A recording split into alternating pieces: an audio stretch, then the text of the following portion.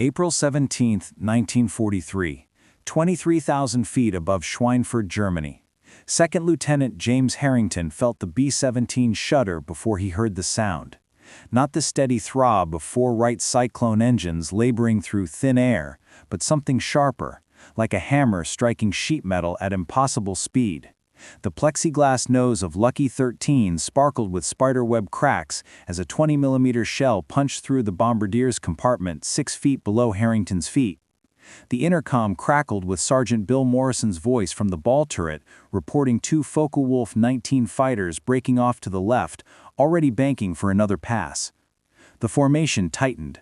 37 B-17 Flying Fortresses of the 381st Bombardment Group droned forward through the flak-darkened sky, each aircraft separated by precisely measured intervals that took months of training to maintain under fire.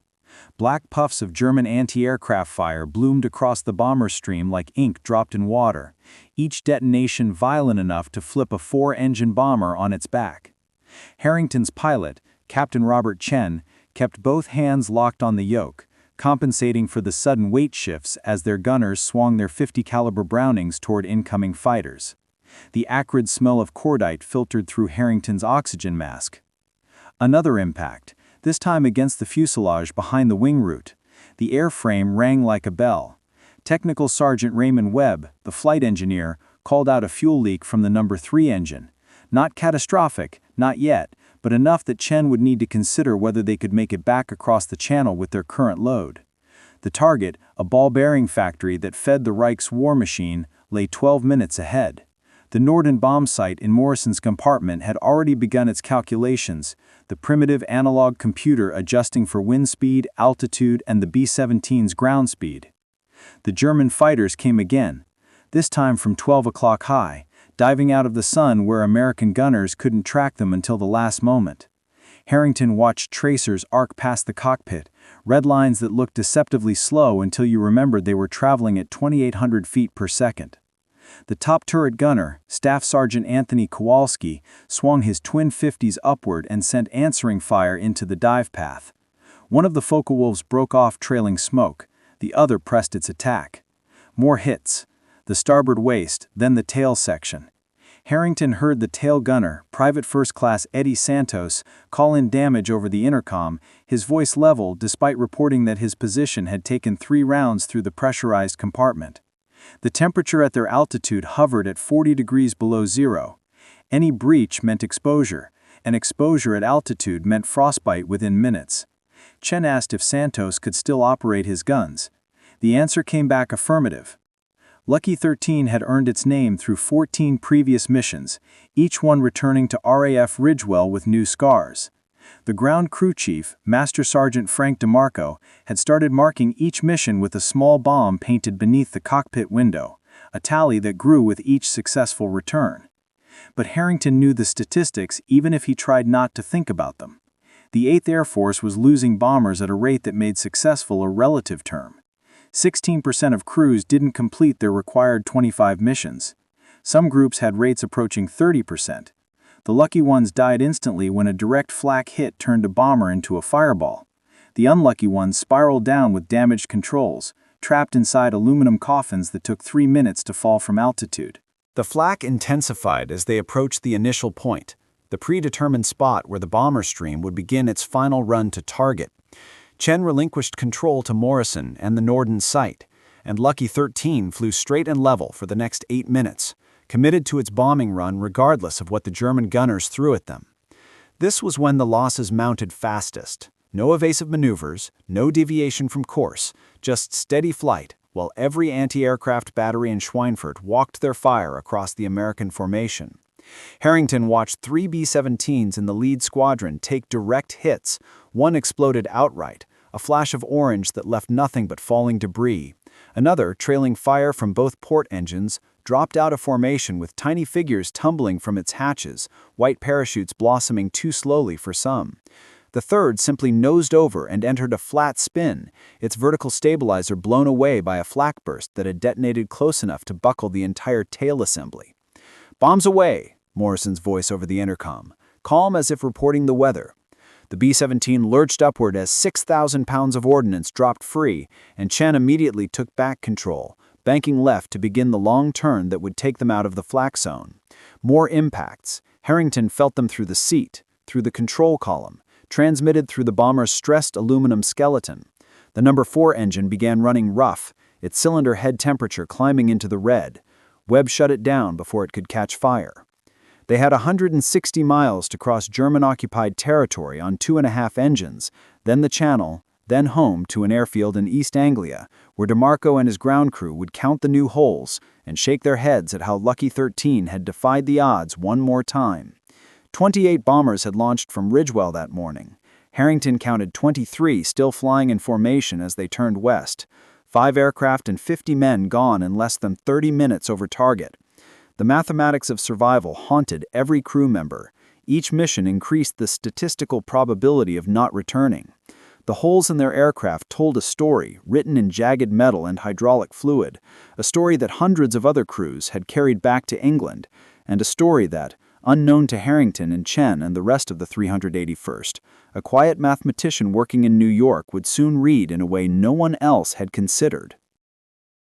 RAF Ridgewell, 1740 hours. Wing of Lucky 13. Afternoon sun already fading into the gray English drizzle that seemed to define every evening in Essex. The B-17 had touched down 20 minutes earlier, Chen nursing it onto the runway with the port main gear refusing to fully extend and the hydraulic system hemorrhaging fluid across the tarmac. DeMarco's ground crew had already chalked the wheels and begun the post-flight inspection, their practiced hands running along the fuselage, wings, and tail surfaces, searching for damage that might ground the aircraft for the next mission. They found it everywhere. Corporal Jimmy Valdez called out from the tail section, counting entry holes through the horizontal stabilizer. 7 clean punctures, 3 of them large enough to fit a fist through, the metal peeled back like flower petals. Staff Sergeant Pete Kowalski, no relation to the top turret gunner, identified 14 separate impacts along the fuselage between the waist guns and the tail wheel.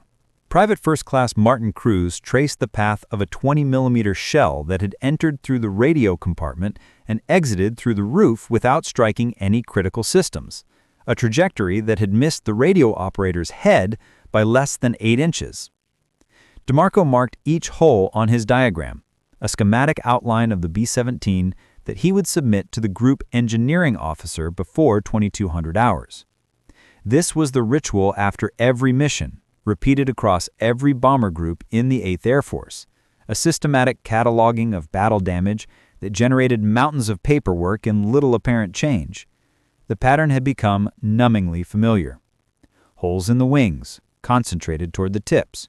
Holes in the tail section, clustered around the gunner's position. Holes along the fuselage, scattered but consistent. The nose section, with its greenhouse of plexiglass panels, took damage on nearly every mission. What the damage reports rarely included were the aircraft that didn't return.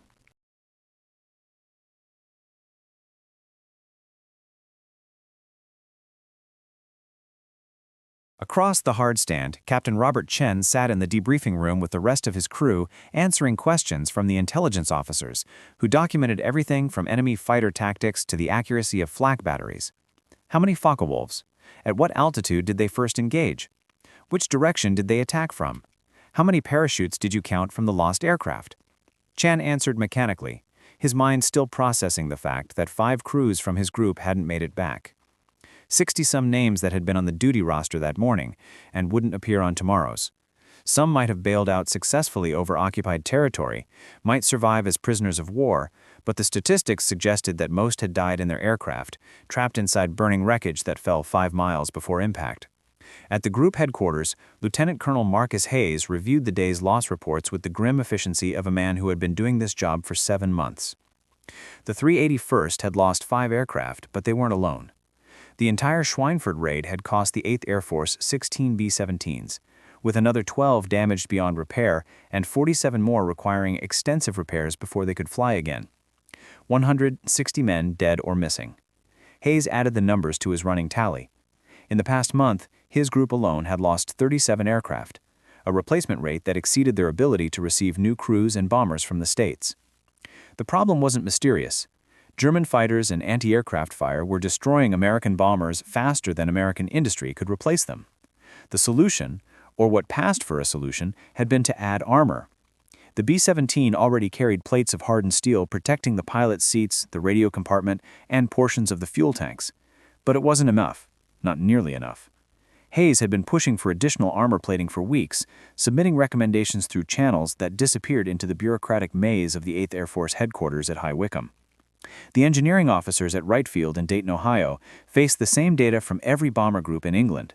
They had spreadsheets, diagrams, and damage reports from thousands of missions, all telling the same story. The wings took heavy damage. The tail sections were riddled with holes.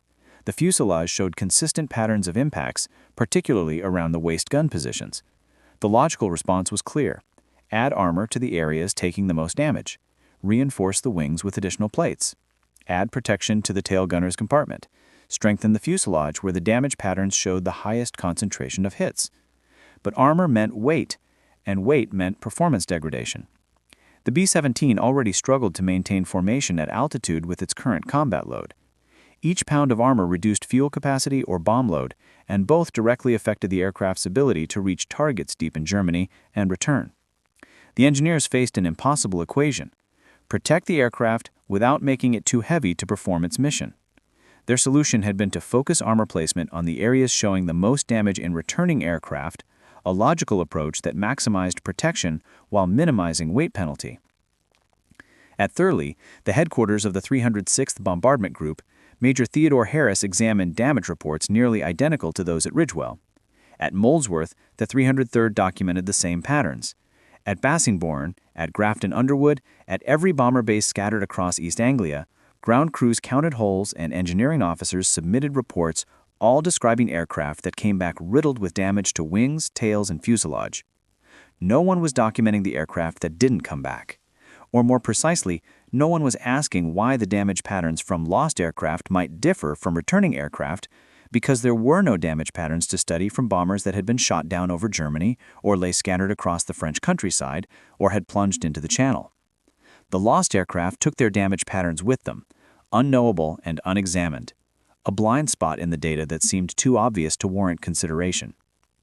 The Statistical Research Group in New York had received the damage reports in early March, forwarded through military channels that recognized a problem requiring expertise beyond traditional military engineering. The SRG team operated out of anonymous offices in Manhattan, a collection of mathematicians, statisticians, and analysts assembled under the Office of Scientific Research and Development. Their mission involved applying quantitative methods to military problems, from optimizing convoy routes to improving fire control systems. The bomber armor problem had landed on several desks simultaneously, distributed among analysts with backgrounds in probability theory, statistical inference, and mathematical modeling.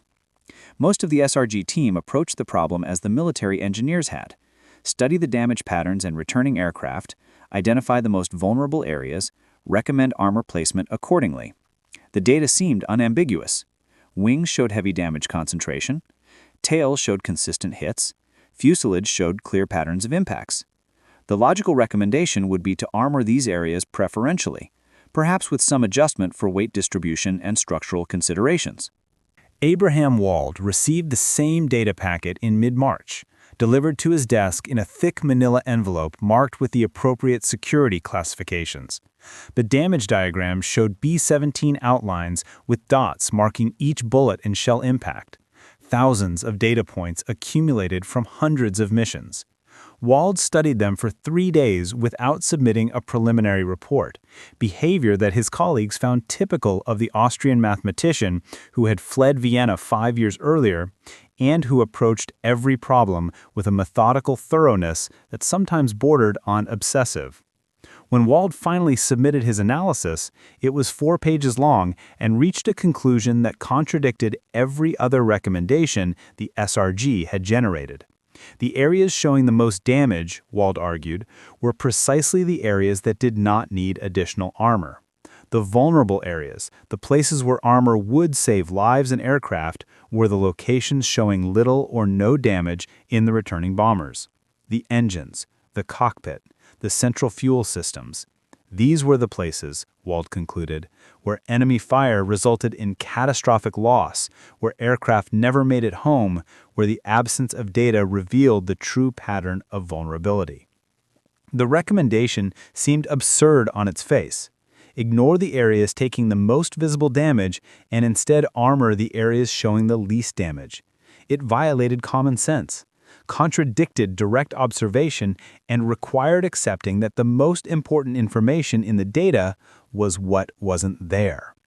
The military liaison officers who received Wald's report read it twice, assuming they had misunderstood his conclusion, then forwarded it up the chain of command with a note suggesting that perhaps the mathematician had made an error in his analysis. Abraham Wald had not made an error. He had recognized something that everyone else had missed, a fundamental bias in the data that rendered the obvious conclusion exactly wrong. The bomber that came home with holes in its wings had survived damage to its wings. The bomber that came home with its tail shot full of holes had survived damage to its tail. The bombers that took damage to their engines, their cockpits, their central fuel systems, those bombers didn't come home at all. They were the invisible data, the missing observations, the aircraft whose damage patterns would never be documented because they had been destroyed. It was a simple insight, almost trivial once articulated, but it required seeing past the data that was present to recognize the significance of the data that was absent. It required understanding that survival itself was a selection bias, that every damage report represented not a vulnerability, but a proof of resilience. And it required the intellectual confidence to recommend a course of action that would appear nonsensical to everyone who hadn't followed the same logical path. The report sat in Air Force channels for 2 weeks, bouncing between offices at Wright Field and High Wycombe, accumulating marginal notes and skeptical commentary. The engineering officers couldn't reconcile Wald's recommendation with the physical evidence they could touch and measure. The operations officers couldn't explain to bomber group commanders why they should ignore the obvious damage patterns and focus on areas that rarely showed hits. The decision moved up to the level of generals, men responsible for sending thousands of crews into combat, men who understood that being wrong about armor placement meant more coffins being shipped home to American families. In the end, someone in the chain of command decided that a mathematician from the Statistical Research Group, a refugee from Nazi-occupied Austria who spoke English with a heavy accent and who had never flown in a bomber or witnessed combat, might actually be right. Wright Field, Dayton, Ohio, March 29, 1943, 0930 hours. Colonel William Hendricks stood in Hangar 7 with 3 engineering officers and a B-17F that had been pulled from combat rotation for structural analysis. The bomber, originally assigned to the 91st Bombardment Group at Bassingbourn, had returned from 22 missions with cumulative damage that made it more valuable as a study specimen than as an operational aircraft. Sunlight filtered through the hangar's high windows, illuminating the patches of bare aluminum where ground crews had removed sections of skin to expose the internal structure. Captain Donald Reeves, the lead structural engineer on Hendricks' team, pointed to the starboard wing where a cluster of bullet holes had been circled with yellow chalk. 17 impacts within a 3-foot radius, most of them through the aileron control cables and support ribs. Major George Patterson, the material specialist, ran his hand along the damaged section, feeling the rough edges where 7.92 millimeter rounds had punched through the .032-inch aluminum skin. Lieutenant Arthur Morrison, the junior engineer who had compiled the damage statistics from 47 returned bombers, consulted his clipboard and confirmed that wing damage accounted for 32% of all documented hits. The analysis seemed straightforward. The wings were taking disproportionate damage and required additional protection. Hendricks had already authorized preliminary designs for supplemental armor plates that would cover the aileron control runs and add a second layer of protection over the fuel tanks housed in the wing roots. The challenge lay in weight distribution. Each pound of armor in the wings created leverage against the fuselage attach points, increasing structural stress during high-G maneuvers. Add too much weight too far from the centerline, and the B-17's already marginal roll rate would degrade further, making it even more vulnerable to fighter attacks. Reeves had calculated that they could add approximately 400 pounds of armor to the wings without exceeding structural limits, distributing the weight across both surfaces and concentrating protection over the control runs and fuel systems. Patterson had sourced the appropriate armor plate specifications: 8mm hardened steel, sufficient to stop rifle caliber rounds and provide some protection against lighter cannon fire. Morrison's statistical analysis suggested that this armor placement would reduce wing-related losses by an estimated 15%, a meaningful improvement given current attrition rates. Similar analysis had been conducted for the tail section. The damage reports showed consistent patterns of hits around the tail gunner's position, through the vertical stabilizer, and along the horizontal stabilizers. The tail took approximately 28% of documented damage, making it the second most frequently hit area on returning bombers. The engineering solution involved reinforcing the tail gunner's compartment with additional armor plating and adding protective panels to the stabilizer attach points where control cables converged. The fuselage presented more complex challenges. Damage patterns scattered along the entire length of the aircraft, with slight concentrations around the waist gun positions and the radio compartment. The ball turret, suspended beneath the fuselage, showed relatively light damage in the statistical reports, suggesting either that its position made it a difficult target or that hits to the ball turret resulted in catastrophic failure that destroyed the aircraft before it could return. Hendricks favored the former interpretation, reasoning that the turret's small profile and defensive position made it less vulnerable than more exposed areas. The engineering team had developed a comprehensive armor enhancement package that addressed all major damage patterns observed in returning aircraft. Total weight addition, approximately 1,200 pounds. Performance impact, reduced service ceiling by roughly 800 feet, decreased maximum range by 40 miles, slight reduction in rate of climb. These were acceptable trade-offs for improved survivability.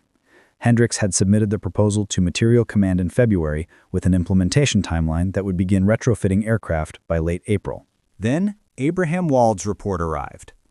Hendricks read it in his office with growing frustration, recognizing immediately that the mathematician's recommendation contradicted every conclusion his engineering team had reached through months of careful analysis.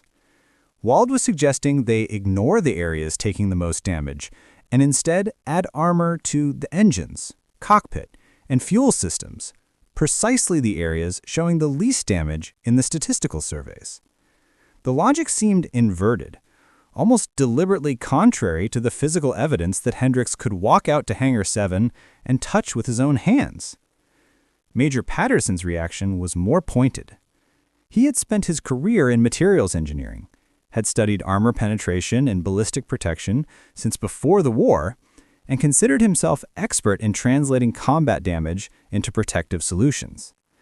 A mathematician working from spreadsheets in New York, Patterson argued, didn't understand the practical realities of aircraft design, couldn't visualize how armor needed to be distributed for structural integrity, and apparently couldn't grasp the basic principle that you protected the areas taking damage. The recommendation struck Patterson as the worst kind of theoretical abstraction, divorced from engineering reality, and potentially dangerous if implemented. Lieutenant Morrison, the statistician among the engineers, found himself in an uncomfortable position. He understood Wald's argument intellectually. The concept of survivorship bias was not entirely foreign to him, but he couldn't reconcile it with the data he had personally compiled. The wings showed heavy damage. That was objective fact, measurable and documented. How could protecting undamaged areas be more effective than protecting areas with proven vulnerability? Morrison suggested a compromise: implement Hendricks's original proposal while conducting a small-scale test of Wald's recommendations on a limited number of aircraft. Compare loss rates over a statistically significant number of missions, and let the operational data determine which approach was correct. Hendricks considered this reasonable, but the timeline didn't support it. The 8th Air Force was losing bombers at a rate that demanded immediate solutions, not controlled experiments that might take months to produce conclusive results. Moreover, armor modifications required extensive retrofitting. They couldn't implement two different protection schemes simultaneously without creating maintenance chaos and supply chain complications. A decision needed to be made: follow conventional engineering analysis, or trust a mathematical argument that contradicted direct observation. The debate moved to higher headquarters at Wright-Patterson, where Brigadier General Frank Carroll reviewed both proposals with his staff. Carroll had earned his stars through bomber operations, had flown B-17s in the early Pacific campaigns, and trusted engineering judgment grounded in operational experience. He understood armor, understood aircraft design, and understood that men were dying because B-17s weren't adequately protected.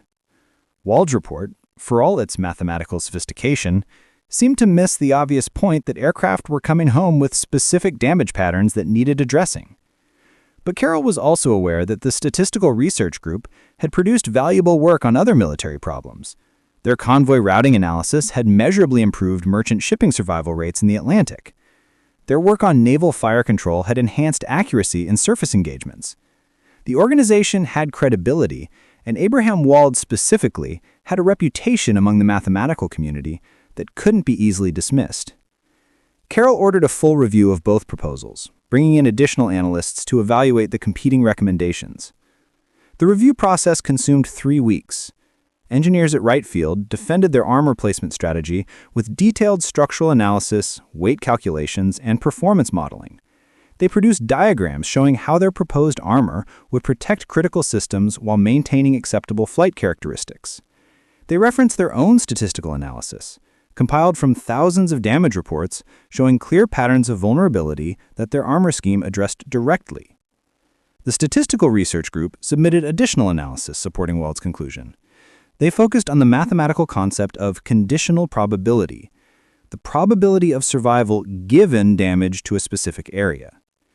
Their argument emphasized that every returning aircraft represented a survivor, and that damage patterns in survivors revealed areas where aircraft could sustain damage and continue flying. The critical vulnerabilities, they argued, were precisely the areas where aircraft couldn't sustain damage and still make it home, areas that would show little or no damage in returning aircraft because hits to those locations resulted in immediate loss. The logic was sound, but deeply counterintuitive. It required accepting that the most visible evidence, the bullet holes that ground crews counted and engineers measured, was misleading, that the true story of vulnerability was written in the aircraft that hadn't returned, in data that couldn't be collected or analyzed because the aircraft carrying that data was destroyed. It required trusting mathematical inference over direct observation, theory over practice, and the conclusions of a mathematician who had never seen combat over the recommendations of engineers who worked with damaged aircraft daily. General Carroll faced a decision that transcended technical analysis. He was choosing between two fundamentally different ways of interpreting the same data, two competing models of how to think about vulnerability and protection. One approach was grounded in traditional engineering logic: identify damage, add protection where damage occurs, verify that protection reduces damage. The other required accepting a more abstract form of reasoning. Recognize that visible damage patterns were biased by survival, infer true vulnerability from absence rather than presence, and armor the places that showed least damage because those were the places where damage was fatal. In late April, Carroll authorized a modified implementation of Wald's recommendations. The decision was cautious, hedged with provisions for monitoring and assessment, but it represented a fundamental shift in approach. Armor placement would prioritize engine compartments, cockpit protection, and fuel system shielding, the areas that Wald's analysis identified as critical, even though they showed minimal damage in returning aircraft. The areas showing heavy damage in the statistical reports would receive less additional armor, operating on the theory that aircraft could survive damage to those locations and therefore didn't need as much protection. The engineering team at Wright Field received the directive with professional skepticism. They would implement the new armor scheme because orders were orders, but privately they maintained doubts about armoring undamaged areas while leaving heavily damaged areas with only modest additional protection.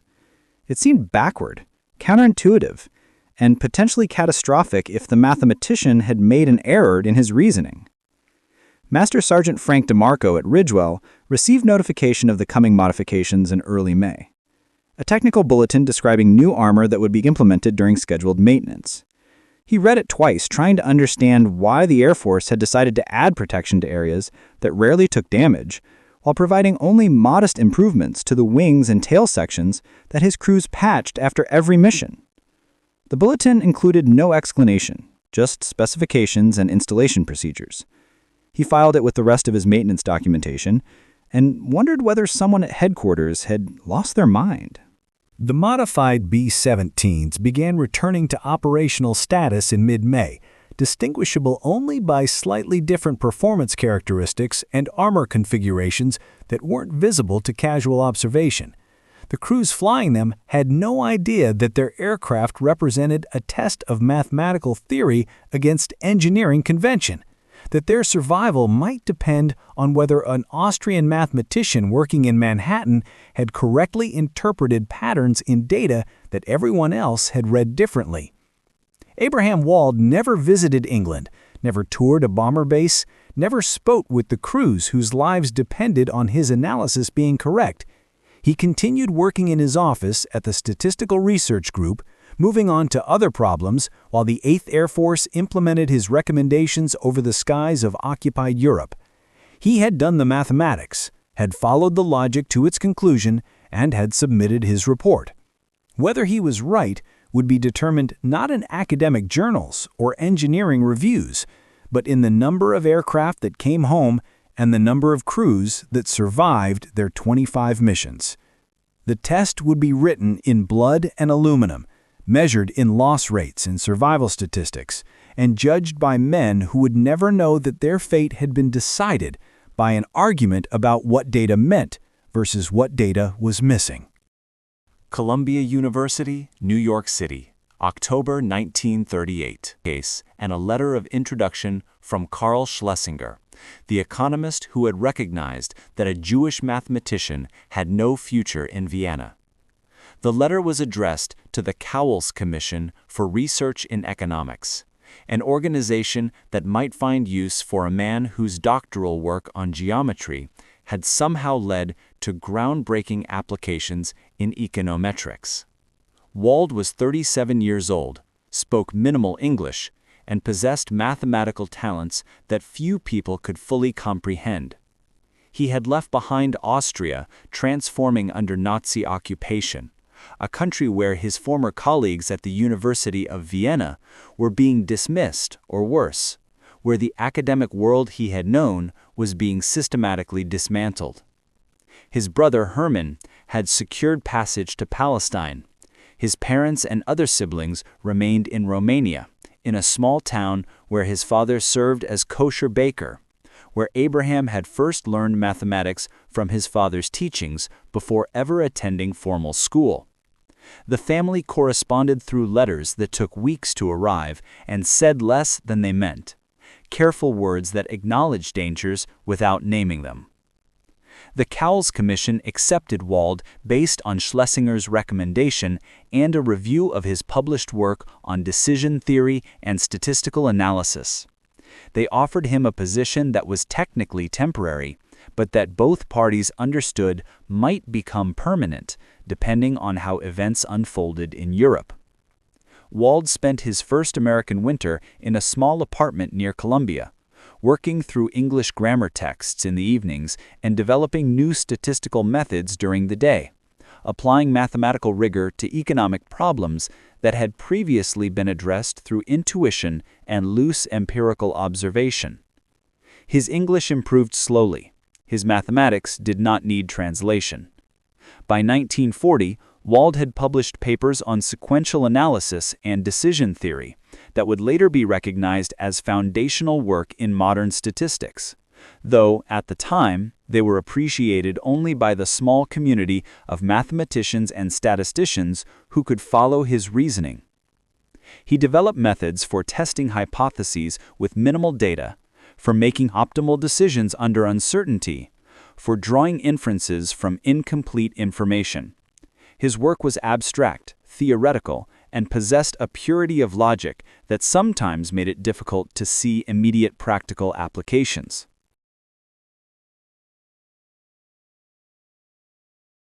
The Statistical Research Group, formed in April 1942, assembled by the Office of Scientific Research and Development to apply mathematical expertise to military problems.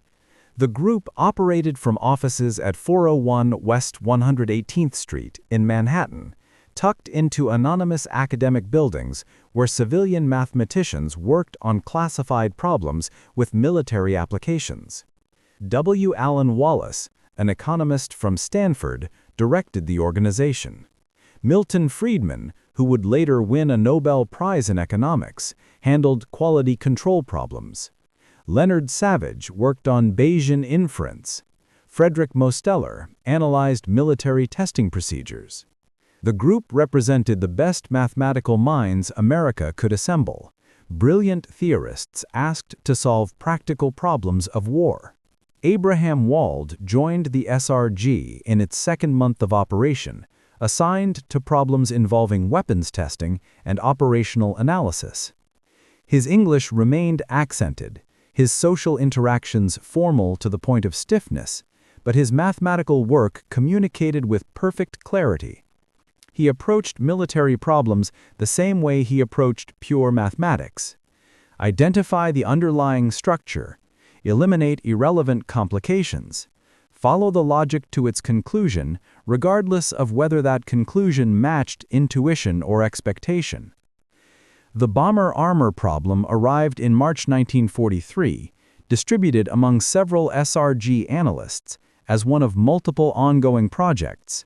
The 8th Air Force was sustaining unsustainable losses. Current armor configurations were inadequate, and engineering recommendations needed statistical validation before implementation. The data package included damage diagrams from hundreds of missions, schematic drawings of B-17s with thousands of bullet hole locations marked, and summaries of where returning aircraft showed the heaviest concentrations of damage.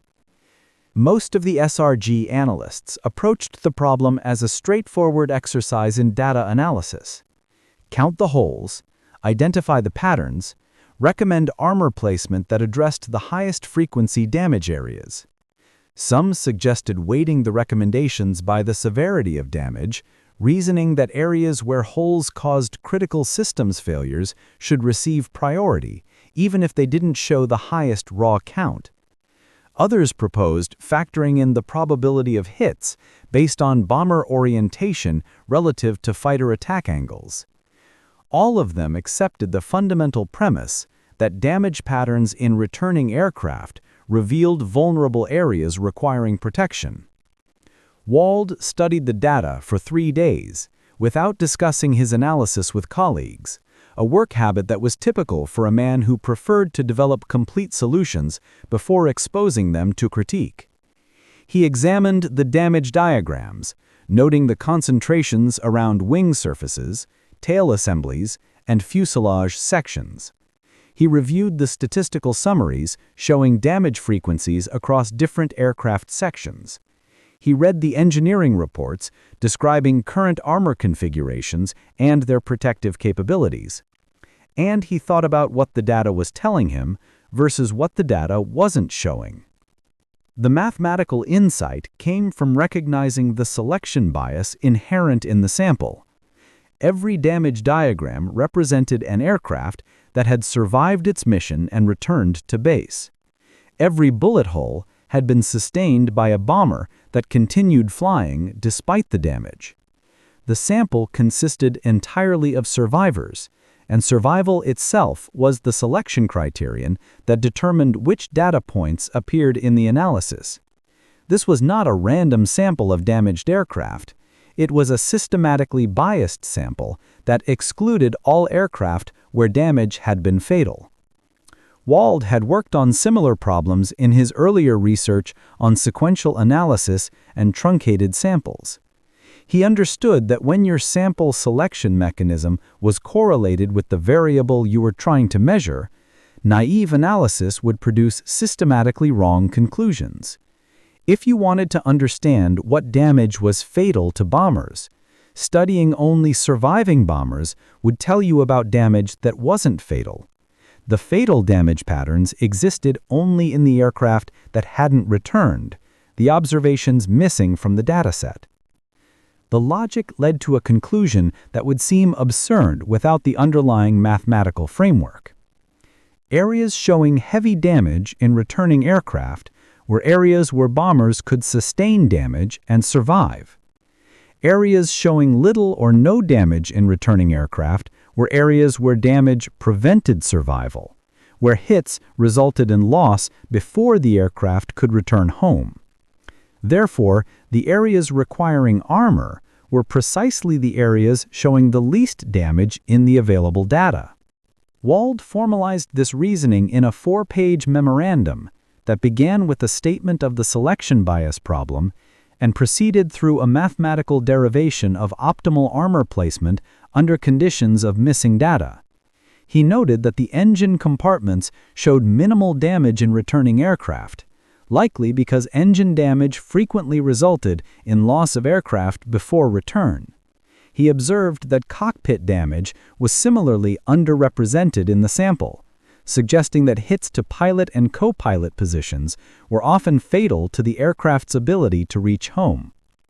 He pointed out that fuel system damage appeared less frequently than structural damage, despite fuel systems representing large target areas, implying that fuel system hits led to fires or explosions that destroyed aircraft before they could be included in the damage statistics. The recommendation followed directly from the analysis. Prioritize armor for engines, cockpit, and fuel systems. These were the areas where his mathematical framework predicted that damage was most likely to be catastrophic, even though they showed the least damage in the empirical data. The areas showing heavy damage, wings, tail, fuselage, required less additional armor because aircraft were already demonstrating the ability to survive damage to those locations and return home. Wald submitted the report to the SRG leadership in late March, marking it for military liaison review and forwarding to the appropriate Air Force channels. He included the mathematical derivations that supported his conclusions, though he suspected that most readers would skip past the equations to reach the recommendations. He made no attempt to soften the counterintuitive nature of his analysis, or to acknowledge that his conclusions contradicted the engineering recommendations already in development. The mathematics was correct, the logic was sound, and therefore the recommendations followed necessarily from the analysis. W. Allen Wallace reviewed the report and immediately recognized its significance, though he also understood that it would face resistance from military engineers who had developed armor placement strategies based on conventional analysis of the data. Wallace added a cover memo emphasizing that Wald's approach addressed a fundamental problem with the existing engineering recommendations, that survivorship bias had led to misinterpretation of the damage patterns, and that the mathematical framework provided a rigorous method for correcting this bias. The report moved through military channels where it was read by officers who had never encountered the concept of survivorship bias, who understood armor protection in terms of adding steel where holes appeared, and who found Wald's recommendation to armor undamaged areas fundamentally confusing. Some assumed they had misread the analysis.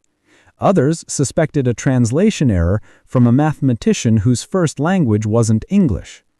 A few recognized that Wald was making a sophisticated statistical argument, but couldn't reconcile it with the physical evidence of damaged aircraft that they could see and touch.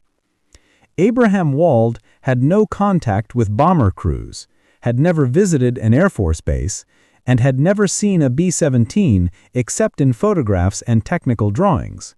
His understanding of the bomber armor problem came entirely from data and mathematics, from patterns in numbers rather than patterns in aluminum.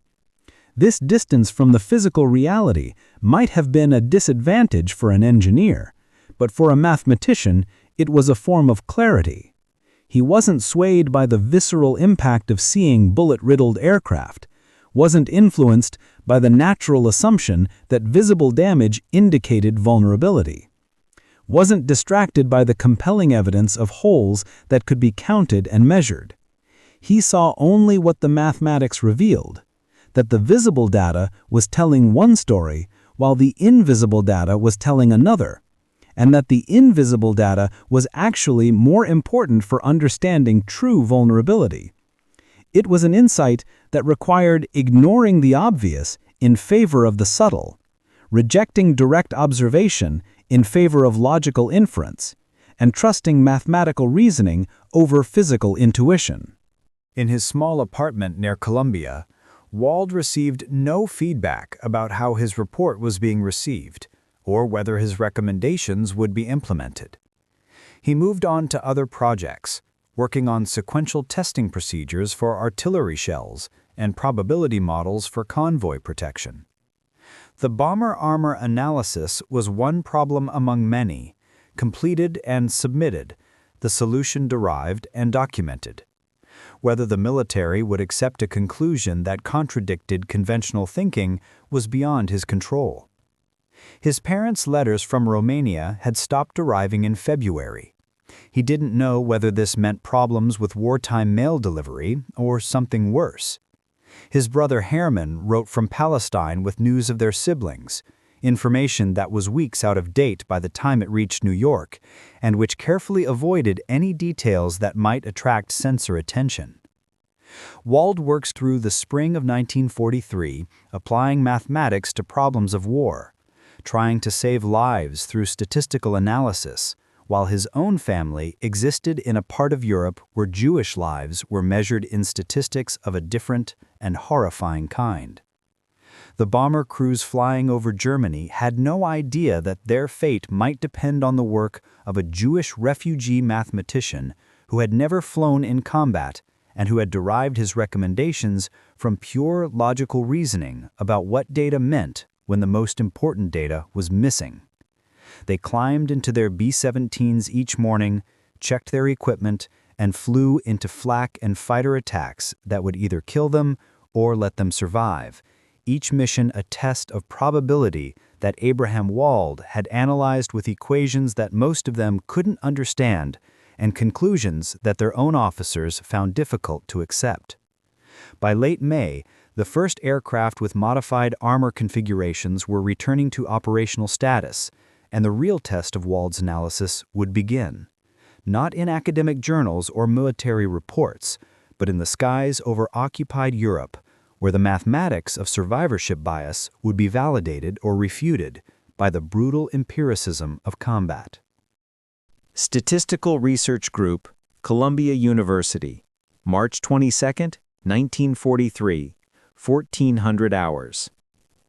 Abram Wald sat at his desk with the bomber damage diagrams spread before him, 11 sheets of technical drawings showing B-17 outlines marked with thousands of impact points. Each dot represented a bullet or shell fragment that had struck a returning aircraft, data collected from 487 missions flown by the 8th Air Force between November 1942 and February 1943. The patterns were unmistakable even to untrained eyes: heavy concentrations along the wings, significant clustering in the tail section, scattered impacts across the fuselage, lighter damage near the engines and cockpit. The accompanying statistical summary quantified with the diagrams showed visually: wing surfaces, 1.93 bullet holes per square foot of surface area; tail section, 1.71 holes per square foot; fuselage, 1.55 holes per square foot; engine cowlings, 1.11 holes per square foot; cockpit area, 1.05 holes per square foot. The numbers supported an obvious conclusion: wings and tail sections were the most frequently hit areas, and therefore required the most armor protection. Wald pushed the diagrams aside and opened his notebook to a blank page, writing a single question at the top. What aircraft are not represented in this sample? The military liaison report had included operational statistics. The 8th Air Force had flown 2,872 bomber sorties during the data collection period. Of these, 487 aircraft had returned with documented damage, the sample Wald was analyzing. Another 1,843 aircraft had returned with minimal or no damage requiring documentation, and 542 aircraft had not returned at all, lost to enemy action over occupied Europe or the Channel, their crews killed or captured, their damage patterns unknown and unknowable. Wald wrote two categories in his notebook: survived with damage and did not survive. The 487 aircraft in his dataset belonged entirely to the first category. The 542 lost aircraft belonged to the second. This was not a subtle distinction or an academic technicality. It was a fundamental division that rendered the sample systematically unrepresentative of all damaged aircraft.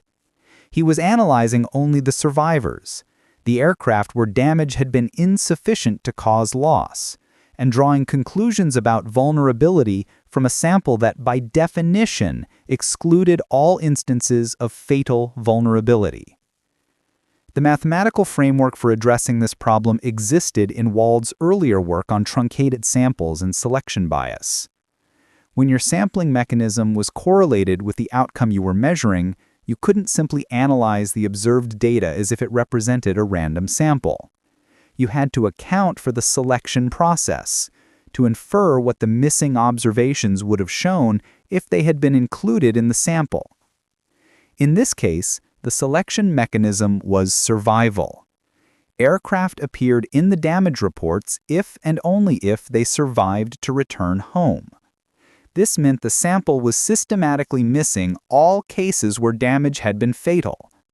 The missing data wasn't random. It was precisely the data that would reveal true vulnerability, the damage patterns that resulted in loss rather than survival.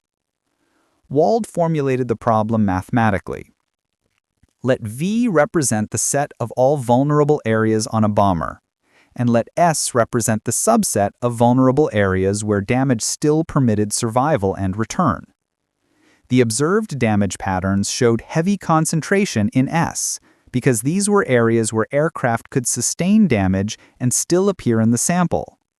The areas in S, but not in V, areas where damage was immediately fatal, would show little or no damage in the observed data, because aircraft hit in these locations didn't return to be documented.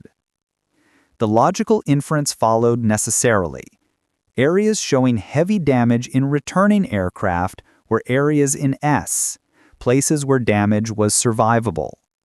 Areas showing light damage in returning aircraft were likely areas in V but not in S, places where damage was fatal and therefore prevented aircraft from appearing in the sample. If you wanted to improve survival rates, you needed to armor the areas where damage was currently fatal, not the areas where damage was currently survivable. Wald tested this reasoning against the specific damage patterns in the data. The wings showed the highest damage concentration, with an average of 1.93 holes per square foot. Yet the 8th Air Force was still flying missions with hundreds of aircraft. Wings were large structures with significant redundancy. Control surfaces could sustain multiple hits and still function. Fuel tanks could be damaged without causing immediate catastrophic failure, especially with self-sealing designs. The heavy wing damage in returning aircraft suggested that wings could absorb substantial punishment and still permit the aircraft to return home. The engines showed much lighter damage, only 1.11 holes per square foot. This could mean either that engines presented difficult targets or that engine damage was catastrophic. Wald considered the operational realities.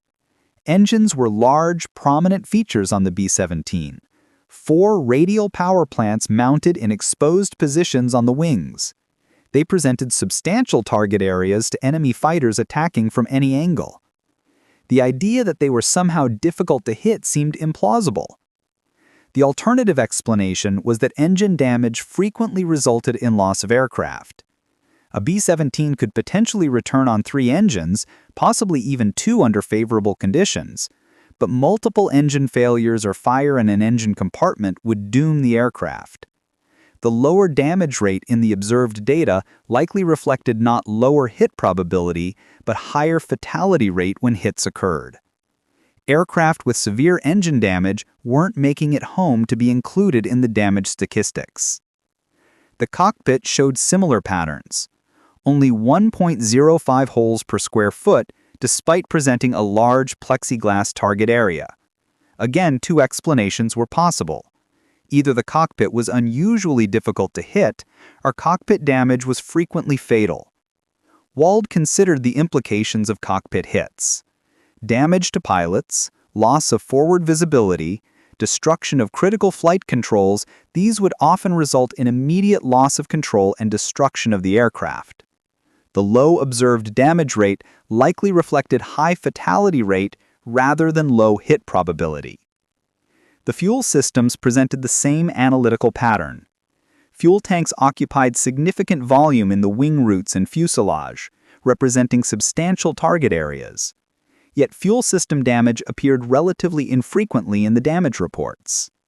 The B-17s had self-sealing fuel tanks designed to close small punctures, but this protection had limits. Large caliber hits or incendiary rounds would cause fires or explosions. The relatively low observed damage rate to fuel systems suggested that severe fuel system damage was often catastrophic, preventing aircraft from returning home. Wald wrote his recommendation in clear terms. Armor should be added to the engine compartments, cockpit area, and fuel systems. These areas show the lowest damage rates in returning aircraft, suggesting that damage to these areas is most likely to result in loss of aircraft. Conversely, armor additions to wings, tail, and fuselage should be minimal, as these areas show high damage rates in returning aircraft, indicating that aircraft can sustain damage to these areas and still return successfully. He included the mathematical framework that supported this conclusion, deriving the relationship between observed damage patterns in survivors and inferred vulnerability across all aircraft, including those lost. The mathematics was elegant, built on probability theory and statistical inference, but Wald understood that most readers would find the derivation less compelling than the recommendation itself. He included it anyway, both for completeness and because he believed that conclusions should be supported by rigorous proof, rather than just intuitive argument. The counterintuitive nature of the recommendation didn't trouble Wald. Mathematics frequently produced results that contradicted intuition, and the correct response was to trust the mathematics rather than cling to intuitive but incorrect reasoning. The entire field of probability theory was built on results that felt wrong until you understood the underlying structure. The bomber armor problem was simply another instance where careful analysis revealed that the obvious answer was actually backwards. W. Allen Wallace reviewed Wald's report with a mixture of admiration and apprehension. Admiration because he recognized the insight as genuinely brilliant, a clear example of how sophisticated statistical thinking could reveal patterns that conventional analysis missed. Apprehension because he understood that military officers would find the recommendation nearly impossible to accept. Wallace had been managing the SRG long enough to know that mathematical correctness didn't guarantee implementation, especially when the mathematics led to conclusions that violated common sense. Wallace called a meeting with several other SRG analysts to review Wald's work before forwarding it to military channels. Milton Friedman studied the derivation and confirmed its logical validity, noting that the survivorship bias argument was mathematically sound, even if it felt wrong intuitively. Leonard Savage raised the question of whether they could empirically test the recommendation, perhaps by examining loss rates correlated with damage locations from the incomplete records available.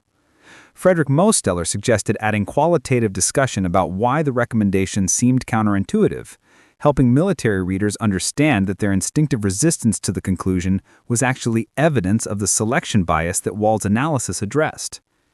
The group debated whether to modify Wald's presentation to make it more palatable to military audiences.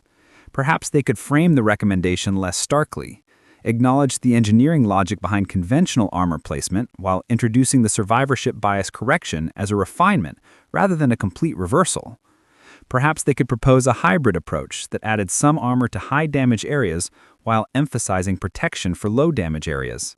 Perhaps they could include more discussion of the operational evidence supporting the inference that engine and cockpit damage was catastrophic. Wald resisted these suggestions. The mathematics led to a clear conclusion, and diluting that conclusion to make it more acceptable would compromise its correctness. Either the analysis was right or it was wrong, and if it was right, then the recommendation should be stated clearly regardless of whether it contradicted conventional thinking. Adding qualifications or hedging the conclusion would only muddy the analysis without making it more likely to be accepted by readers who rejected the underlying logic. In the end, Wallace forwarded Wald's report with minimal modification, adding only a brief cover memo that highlighted the survivorship bias issue and emphasized that the SRG stood behind the analysis.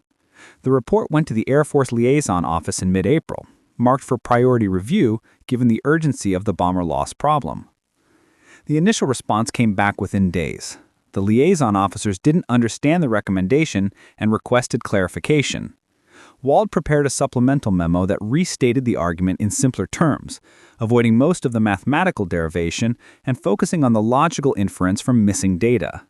Aircraft that took fatal damage to engines, cockpit, or fuel systems didn't return to base and therefore didn't appear in damage statistics. The absence of heavy damage to these areas in returning aircraft indicated not that these areas were rarely hit, but that hits to these areas were usually fatal. This explanation generated a second round of questions, this time more challenging.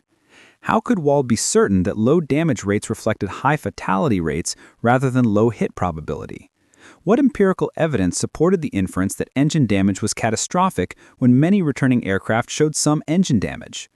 If wings could sustain heavy damage, why not add armor there as insurance against the rare cases where wing damage did cause loss? The questions reflected genuine confusion mixed with institutional resistance to accepting a conclusion that seemed manifestly wrong to people who worked with damaged aircraft daily. Wald addressed each question methodically, building the case through logical argument rather than just mathematical proof. Engines and cockpits presented large target areas and couldn't realistically be difficult to hit. Aircraft did return with minor engine damage, but the key word was minor. Severe engine damage likely resulted in loss. Yes, wings could sustain heavy damage, but the data showed they already could sustain heavy damage, which meant adding more wing armor wouldn't significantly improve survival rates because wings weren't the limiting factor in aircraft survivability. The back and forth consumed weeks, the report circulating through Air Force channels, accumulating comments and objections. Some officers accepted Wald's logic immediately, recognizing the survivorship bias argument as valid and compelling. Others remained skeptical, unable to shake the intuition that visible damage indicated vulnerability. A few accused the SRG of academic theorizing disconnected from operational reality, suggesting that mathematicians who had never seen combat shouldn't be overruling engineers who worked with damaged battle aircraft. Through it all, Abraham Wald remained in his office at Columbia working on other projects while his bomber armor analysis fought for acceptance in military bureaucracy. He had done the mathematics, had explained the logic, and had presented his conclusions with all the rigor he could muster. Whether the Air Force would implement his recommendations was beyond his control, a decision that would be made by officers weighing his counterintuitive analysis against their own operational experience and engineering judgment.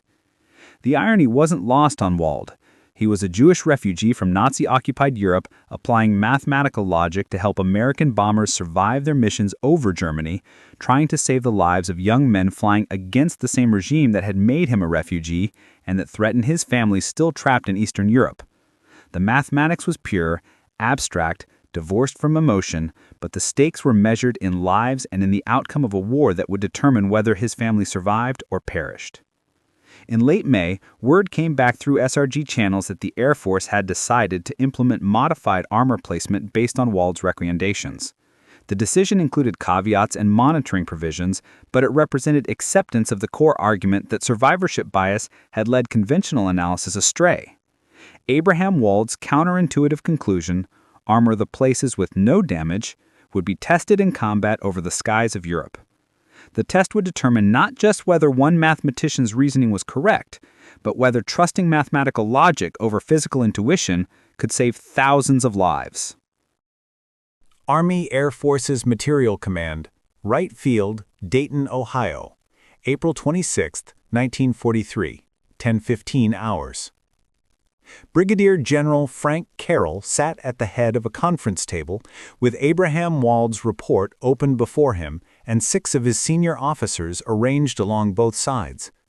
The meeting had been scheduled to resolve the bomber armor question definitively, To choose between the engineering recommendations developed at Wright Field over 3 months of careful analysis and the statistical analysis from New York that contradicted everything the engineering team had concluded. Carroll had read both proposals twice, and he still wasn't certain which approach made sense. Colonel William Hendricks presented the engineering position first, using a pointer to indicate damage patterns on a large diagram of a B-17 mounted on the conference room wall. The wings showed dense clustering of impact marks. The tail section displayed similar concentration. The fuselage bore scattered but consistent damage. Hendricks explained the armor enhancement package his team had developed. 400 pounds of additional plating on wing surfaces, particularly over control runs and fuel tanks. 300 pounds of reinforcement around the tail gunner position and stabilizer attach points. 500 pounds distributed across the fuselage, with concentration around crew positions. The logic was straightforward and grounded in physical evidence. These were the areas taking damage on every mission. Ground crews were patching wing surfaces, replacing control cables, and repairing tail assemblies after nearly every combat sortie. The B-17 was returning home with these damage patterns consistently, which meant these were the vulnerable areas requiring protection. Add armor where the enemy was hitting the aircraft. The proposal followed directly from observation and represented sound engineering practice. Identify the problem, implement the solution, verify the results. Major George Patterson reinforced Hendricks' presentation with structural analysis showing how the proposed armor could be integrated without exceeding load limits or degrading flight performance beyond acceptable parameters. The weight distribution had been carefully calculated to maintain center of gravity within acceptable ranges. The armor thickness had been optimized to provide protection against the most common German ammunition types while minimizing weight penalty. Patterson had brought photographs of damaged aircraft, images showing wing surfaces riddled with holes, tail sections shredded by cannon fire, fuselage compartments penetrated by multiple rounds. The damage was real, measurable, undeniable.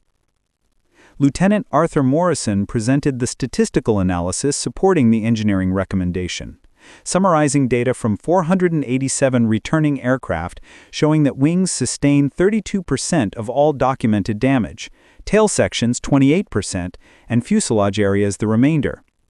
The numbers supported armor placement that addressed the highest frequency damage areas.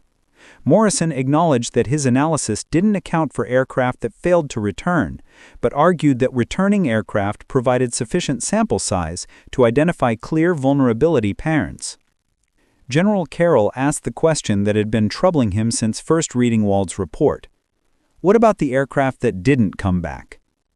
Hendricks responded that lost aircraft were obviously relevant, but that their damage patterns couldn't be analyzed because the aircraft had been destroyed. The only data available came from returning aircraft, and that data clearly showed where damage was occurring.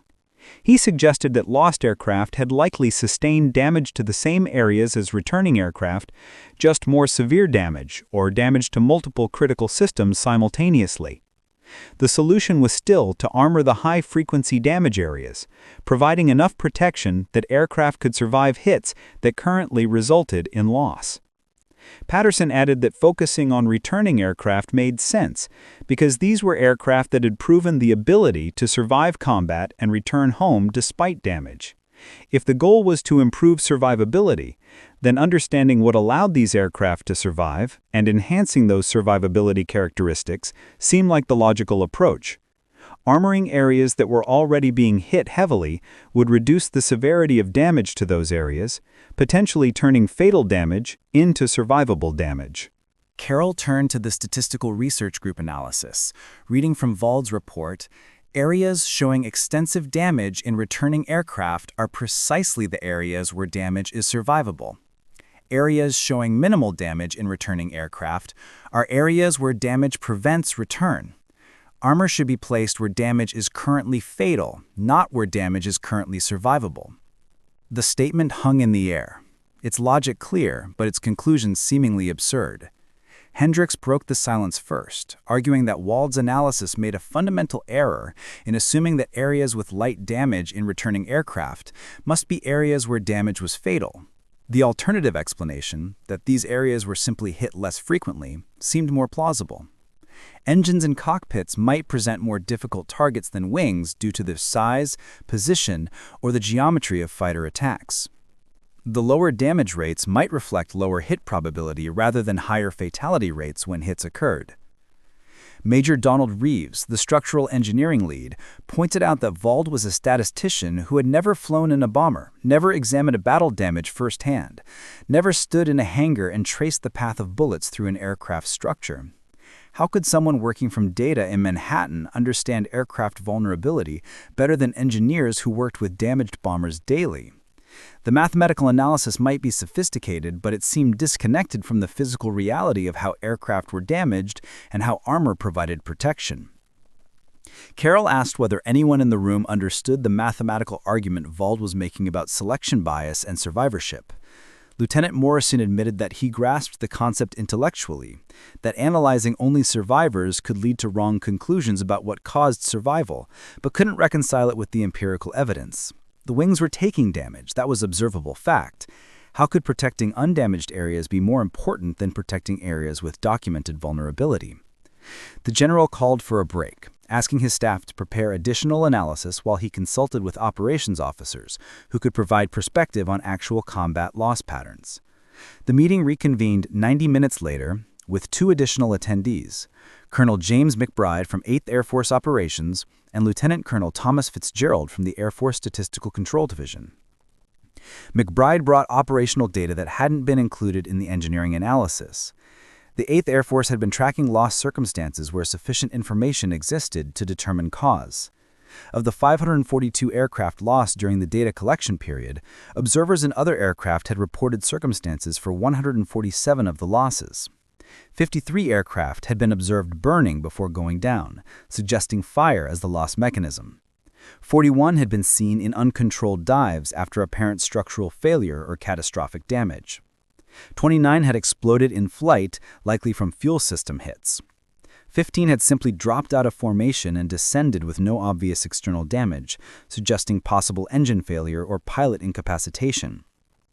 9 had collided with other aircraft or debris. The data was fragmentary, incomplete, but it suggested patterns. Fire and explosion accounted for the largest category of observed losses where cause could be determined, 82 of 147 cases. Engine failure or loss of control represented another significant category. Structural failure, while dramatic, appeared less frequently as an identified loss cause. McBride cautioned against drawing firm conclusions from such limited data, but noted that if fire and explosion were indeed the primary loss mechanisms, then protecting engines and fuel systems might be more important than reinforcing structural areas. Fitzgerald presented analysis from the Statistical Control Division that attempted to correlate damage locations with mission outcomes. His team had reviewed records from 200 missions where detailed damage reports existed for all returning aircraft. They found that aircraft returning with heavy wing damage had the same survival rate as aircraft with minimal wing damage. Both groups lost aircraft at approximately the same rate on subsequent missions. However, aircraft returning with any engine damage had measurably higher loss rates on their next missions, suggesting that engine damage had lingering effects even when not immediately fatal. The analysis was crude, limited by incomplete data and confounding variables, but it provided some empirical support for Wald's argument that engine vulnerability was more critical than wing vulnerability. Fitzgerald emphasized that his results were preliminary and might not survive more rigorous statistical scrutiny, but they suggested that Wald's counterintuitive recommendation might have operational validity beyond just mathematical theory. Carroll pushed back on this interpretation. Couldn't the higher loss rates for aircraft with previous engine damage simply mean that damaged engines were more likely to fail on subsequent missions? That would support repairing engines thoroughly, but wouldn't necessarily indicate that engines were more vulnerable targets than wings. Fitzgerald acknowledged the ambiguity, but noted that the pattern held even when controlling for the extent of engine repairs between missions. The discussion turned to the practical implications of choosing wrong. If they implemented Hendricks's engineering recommendations and Wald was correct, they would be adding armor to areas that didn't need it while leaving critical vulnerabilities unprotected. Loss rates would remain high or potentially increase as added weight to wings degraded performance without improving survivability.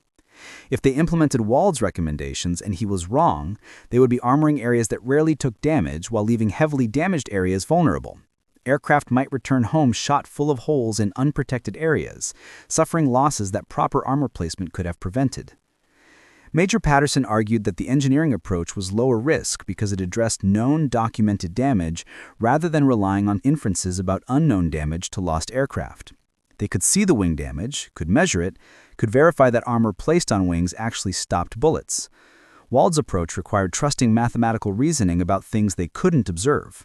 From an engineering standpoint, the conservative choice was to protect against known threats rather than inferred threats. Colonel McBride countered that from an operational standpoint, the current approach wasn't working. Loss rates were unsustainable. The 8th Air Force was losing bombers and crews faster than they could be replaced. If the engineering recommendations were the obvious solution, why were they still losing so many aircraft? Maybe the obvious solution was wrong and they needed to consider less obvious alternatives, even if those alternatives seemed counterintuitive.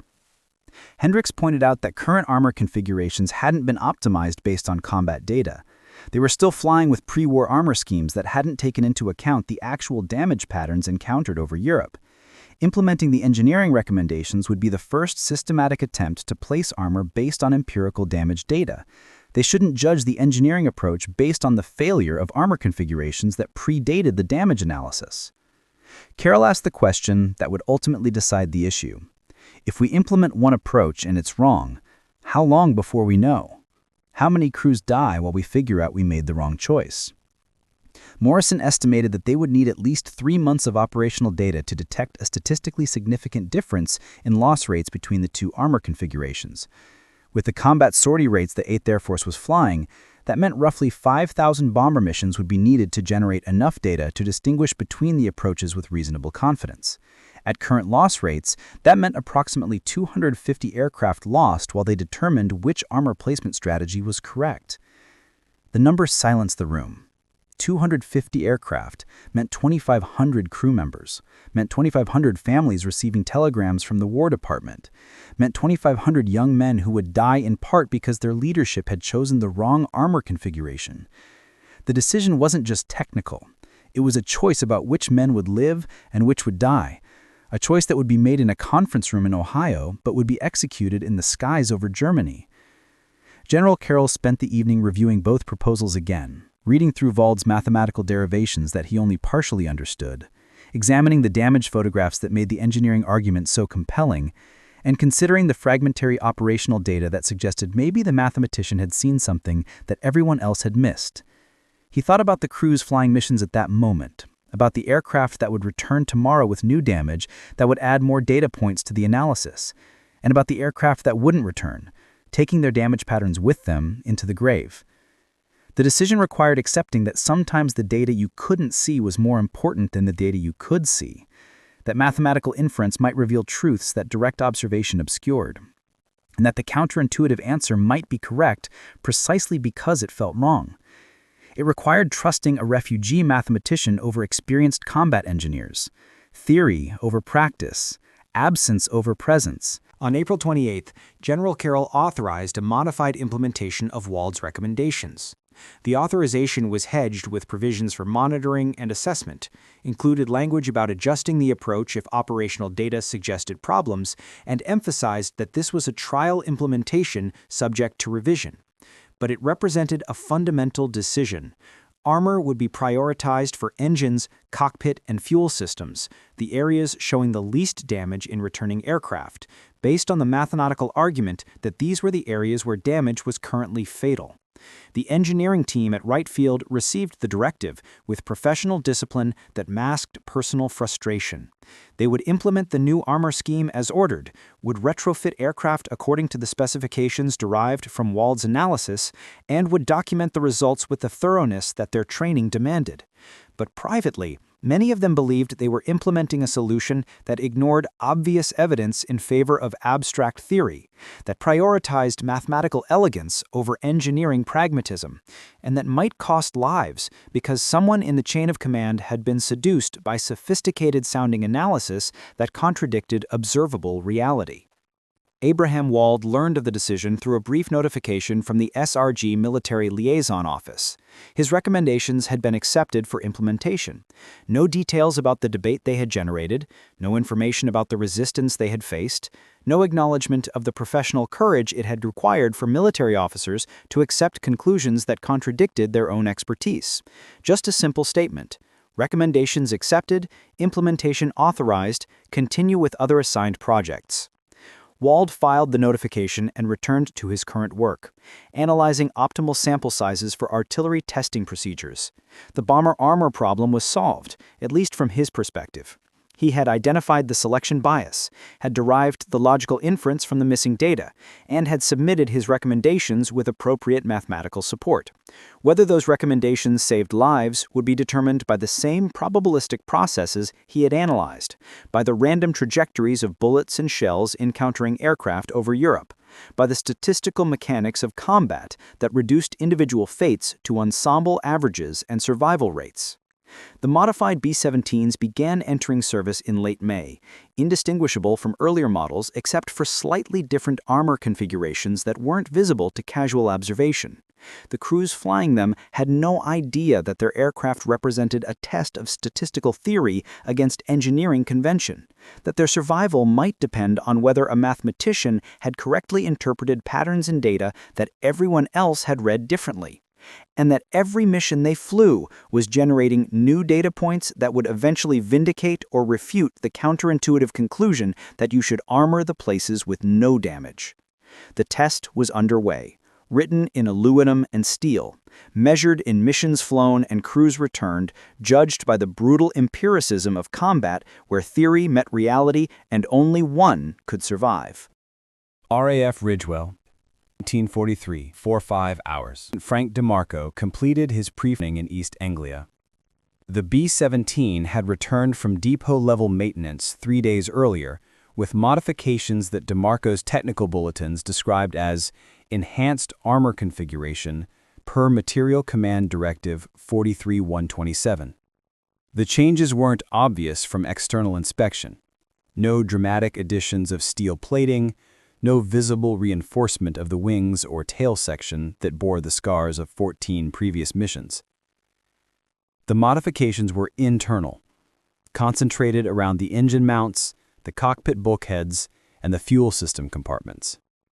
DeMarco had read the technical specifications twice and still didn't entirely understand the logic. The new armor added approximately 800 pounds to the aircraft, distributed primarily around areas that rarely showed damage in his post-mission inspections. Meanwhile, the wings that he patched after nearly every mission had received only minimal additional protection, just enough reinforcement over the main fuel tanks to satisfy some engineers' calculation about acceptable risk.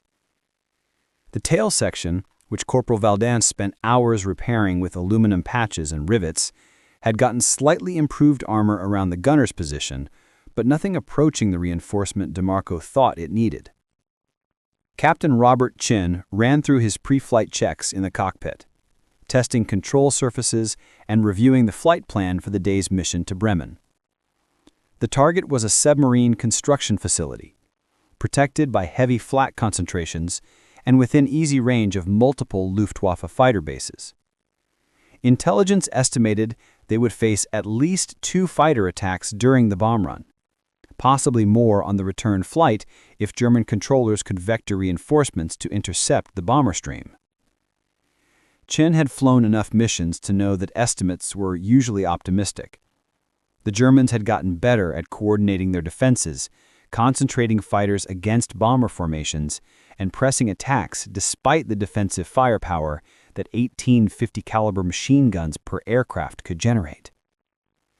The mission briefing had included casualty estimates.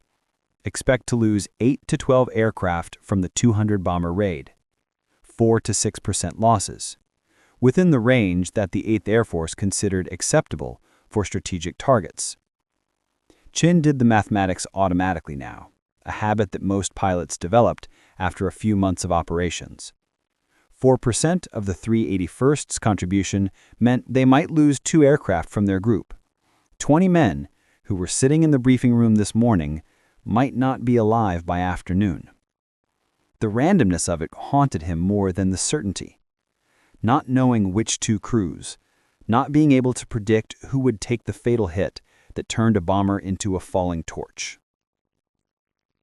Lucky 13 lifted off at 0637 hours, joining the formation that assembled over England in the careful geometric patterns that took 30 minutes of flying to achieve.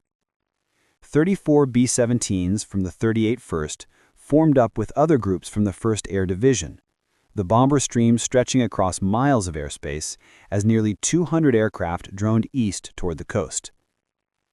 Chin settled into the routine of formation flying, making constant tiny corrections to maintain position while Technical Sergeant Raymond Webb monitored the engines, watching cylinder head temperatures and oil pressures with the vigilance of a man who understood that engine failure over enemy territory usually meant death.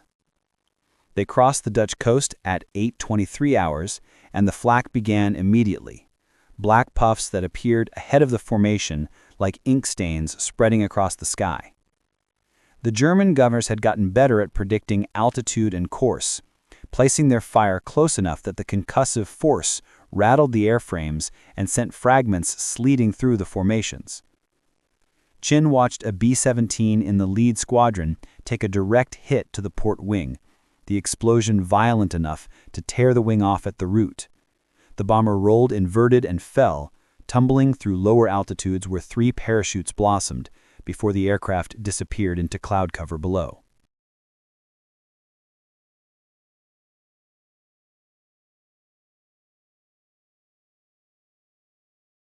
The fighter attacks came at 0847 hours, Focke-Wulf 190s diving out of the sun with their 20mm cannons hammering.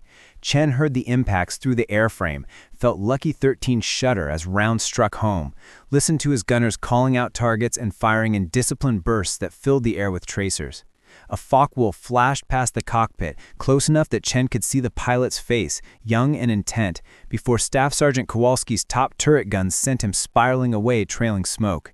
More impacts. The number 3 engine's cylinder head temperature spiked suddenly, climbing into the red within seconds. Webb's voice over the intercom was calm but urgent. Number 3, taking damage, temperature critical, recommend shutdown. Chen authorized it immediately, watching the propeller feather as Webb secured the engine. 3 engines remaining, enough to maintain formation if the others held, enough to make it home if the Germans didn't press another attack before they cleared enemy airspace. But the attacks continued. The Luftwaffe had committed major strength to defending Bremen, waves of fighters that hit the bomber stream repeatedly, breaking off only to refuel and rearm before returning for another pass. Chen counted 6 separate engagements before they reached the initial point, each one resulting in more damage to Lucky 13 and more losses to the formation. He had watched 4 B-17s go down, 3 of them burning before they fell, one breaking apart in mid-air after what looked like a direct hit to the cockpit. The bomb run was textbook despite the flak, Morrison in the nose guiding them straight and level for 8 minutes that felt like 8 hours. The release came exactly on schedule, the B-17 lurching upward as 3 tons of ordnance dropped free. Chen Bank left immediately, beginning the turn that would take them away from Bremen and toward home, toward England, toward the evening when DeMarco would count the new holes and shake his head at how Lucky 13 had survived again. Except the number 2 engine began running rough 30 miles west of Bremen, its oil pressure dropping as something internal failed or fragments from earlier hits finally worked their way into critical components. Webb watched the gauges with increasing concern, calling out pressures and temperatures that all pointed toward imminent failure. Chen made the decision to shut it down before it seized completely, before fire broke out and turned the power plant into a liability rather than just dead weight. 2 engines, 2 Wright Cyclones struggling to maintain altitude with a damaged aircraft that weighed 30,000 pounds fully loaded. The formation pulled ahead gradually, other B-17s maintaining combat speed while Lucky 13 began losing altitude at 50 feet per minute, despite Chen pushing the remaining engines to maximum continuous power. They were alone now, separated from the defensive firepower of the formation, exactly the situation that German fighter pilots waited for. A straggler limping home on 2 engines was a target too tempting to ignore. The Messerschmitt 109 found them over Holland, diving from altitude with its nose guns chattering. Chen threw the B-17 into what passed for evasive maneuvers with 2 engines and degraded control response, trying to give his gunners clear shots while preventing the German pilot from settling into a stable firing position. The 109 made 3 passes, stitching rounds along the fuselage and wings, hitting the tail section hard enough that Chen felt the rudder response go mushy as cables severed or control surfaces jammed. Then the 109's 4th pass targeted the cockpit, cannon rounds walking up the nose and into the plexiglass canopy. Chen felt impacts against his seat, heard metal striking metal with the distinctive ring of bullets hitting armor, felt shrapnel tear through the cockpit above his head. The windscreen shattered, cold air and noise flooded the compartment. Blood appeared on Chen's sleeve, though he felt no pain, adrenaline masking whatever damage he had taken. But Lucky 13 kept flying. The control still responded, the 2 remaining engines still turned their propellers, and the structural integrity remained intact despite hundreds of holes that would need patching. Chen maintained heading for the channel, coaxing the crippled bomber westward while his crew worked to stabilize damaged systems and prepare for what might be a difficult landing. Lieutenant James Harrington, blood running from a cut across his forehead where plexiglass fragments had struck him, radioed ahead to Ridgewell. 2 engines out, extensive damage, will need emergency equipment on standby. The response came back immediately. Cleared for straight-in approach runway 27, crash crews in position, wind 080 at 12 knots. They crossed the channel at 8,000 feet, still losing altitude slowly, but with enough height to make the English coast with margin to spare. The Dutch shoreline fell behind, then open water, then finally the white cliffs that meant they had made it back to friendly territory. Other B-17s were scattered across the sky, some with visible damage, all heading for various bases across East Anglia. Chen counted aircraft instinctively, estimating losses. The formation had started with 34 bombers from the 381st. He could see 26 in visual range. 8 missing. 80 men unaccounted for. RAF Ridgewell appeared ahead, the familiar pattern of runways and buildings that meant home. Chen set up his approach with the careful attention of a pilot who understood that landing a damaged aircraft on 2 engines with compromised controls was the kind of moment where survival balanced on precise execution. The gear came down green, the flaps deployed despite hydraulic leaks, and Lucky 13 settled onto the runway with a firmness that suggested its flying days might be over pending extensive repairs. DeMarco met them at the hard stand with his clipboard and his ground crew, already beginning the post-flight inspection that would document every new hole. He worked methodically, calling out damage to Corporal Valdez, who sketched locations on the standard diagram. 7 new holes in the port wing, 12 in the starboard wing, 23 through the fuselage, 15 in the tail section. The pattern was depressingly familiar. The same areas took damage mission after mission, accumulating scars that ground crews patched and pilots flew with because there weren't enough replacement aircraft. But then DeMarco reached the engines and found something different. The number 3 engine that had failed early in the mission showed impact damage to the cowling, but the armor that had been added during the recent modifications had stopped several rounds that would have previously penetrated into critical components. The engine had still failed eventually, but it had run long enough for Lucky 13 to clear German airspace.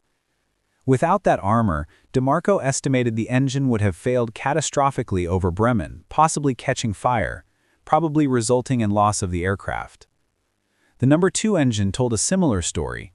Fragments from near misses had peppered the cowling and accessories, but the enhanced armor protection around the engine mounts had prevented damage to the actual power plant. The engine had eventually developed problems from accumulated stress and minor hits, but it had lasted long enough to get the crew home. The cockpit inspection revealed the most dramatic evidence. DeMarco found impact craters in the armor plates behind Chen's seat and along the cockpit bulkheads, places where cannon rounds had struck and been stopped by the enhanced protection that the recent modifications had added. Without that armor, those rounds would have continued into the cockpit, likely killing or incapacitating both pilots. The aircraft would have gone down over Holland with 10 men aboard, another loss to add to the day's statistics. Chen stood beside DeMarco examining the damage, understanding gradually that the modifications he hadn't fully comprehended had probably saved his life and his crew's lives. The armor had been placed in areas that rarely showed damage because those were the areas where damage was fatal. Lucky 13 had taken hits to those areas today, and the armor had prevented what would have been catastrophic damage. The aircraft had returned home shot full of holes in its wings and tail and fuselage, areas that looked terrible, but that could be patched and repaired, while the critical areas protected by the new armor configuration had been hit but not penetrated.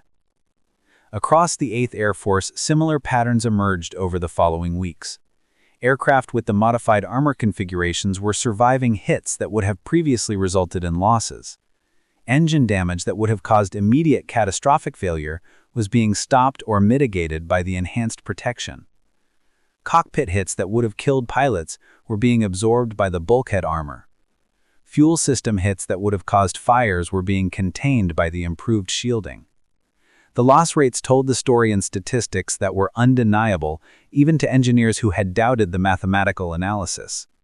Groups flying aircraft with the modified armor configuration were losing planes at rates 15 to 20% lower than groups still flying the older configurations.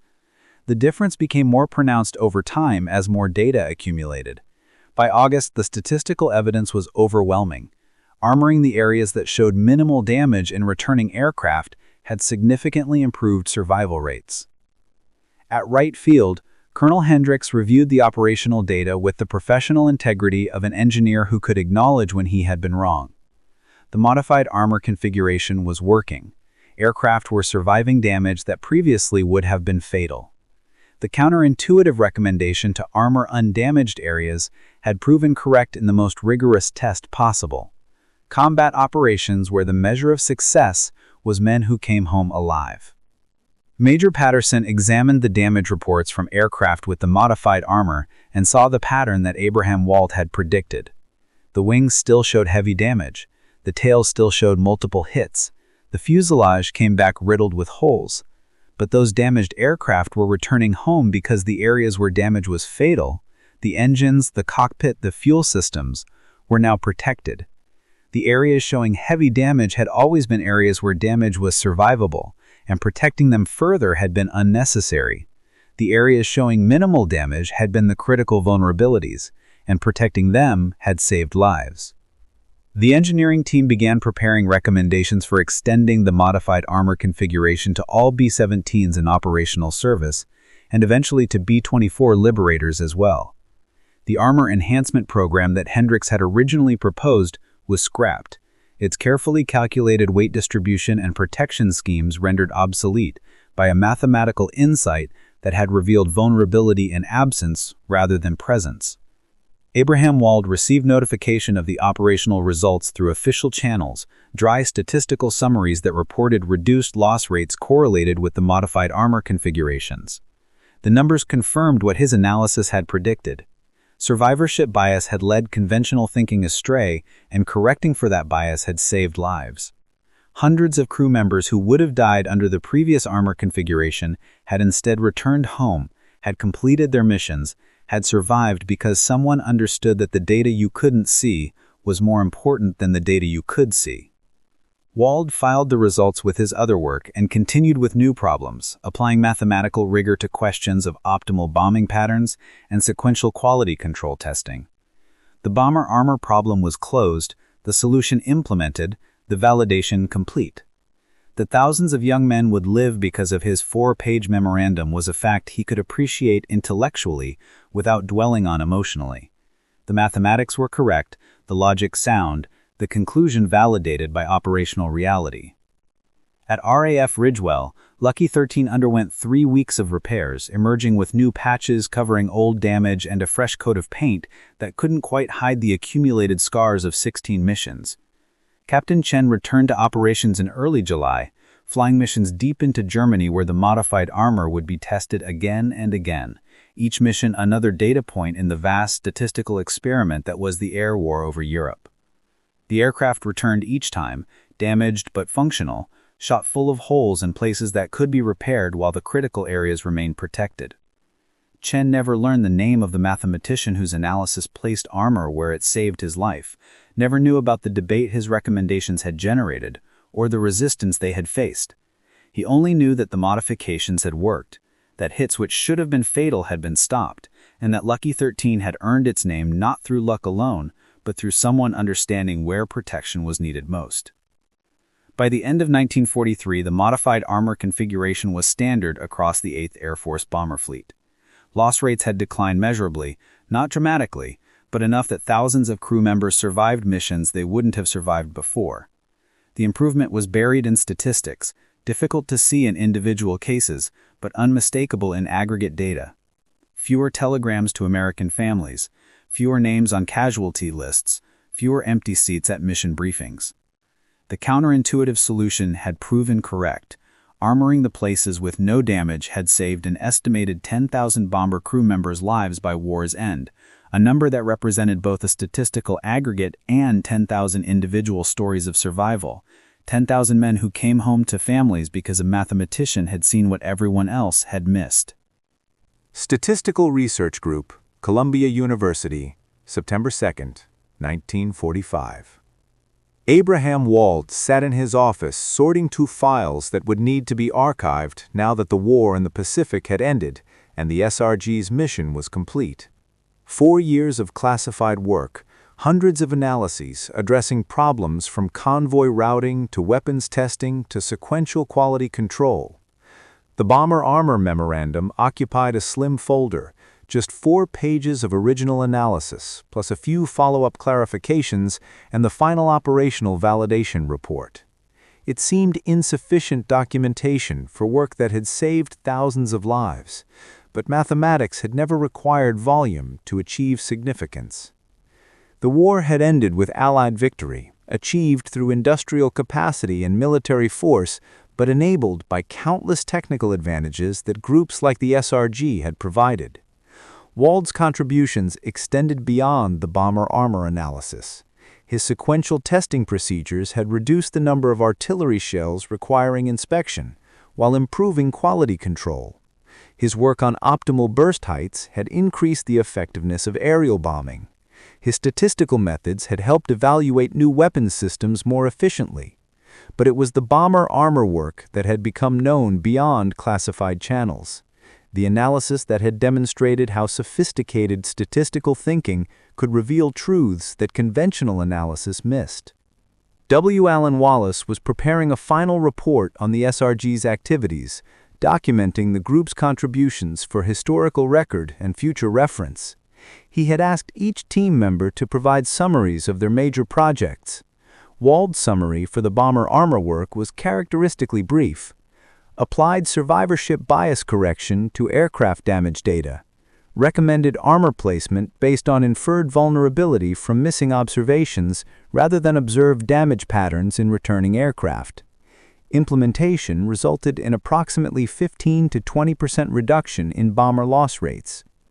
The statement captured the technical essence but missed the human dimension. Wald had saved lives through pure reasoning, through seeing past obvious evidence to recognize a pattern that existed only in absence. The invisible data had been more important than the visible data, the missing aircraft more informative than the returning aircraft, the holes that weren't there more revealing than the holes that were.